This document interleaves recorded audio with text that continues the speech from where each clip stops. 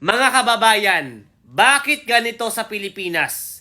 Kapag ang mahirap ang nagnakaw or kahit nagnakaw lang ng halos 1,000, 2,000, yung maliit na halaga ay kulong agad.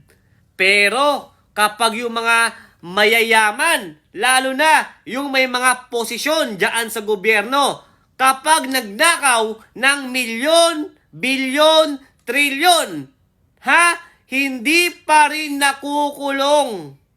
Anong batas dito sa Pilipinas? Kawawa talaga ang mahihirap dito sa bansa natin. Ang mga mayayaman, talagang hindi kawawa. Dahil hindi naman sila nakukulong no? Kahit magnakaw sila. Pero tayong mga mahihirap, kawawa ho, no? Ipakita nyo naman ho ang tunay na batas sa Pilipinas.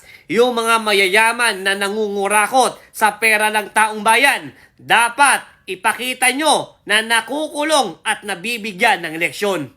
Parang awa nyo naman ho, ipakita nyo sa taong bayan na ang batas po dito sa Pilipinas, walang pinipili, walang mayaman, walang mahirap. Dapat po ipakita nyo sa mga mayayaman o mga opisyales sa mga matataas sa gobyerno na mga nangungurakot ay dapat makulong at mabigyan ng leksyon.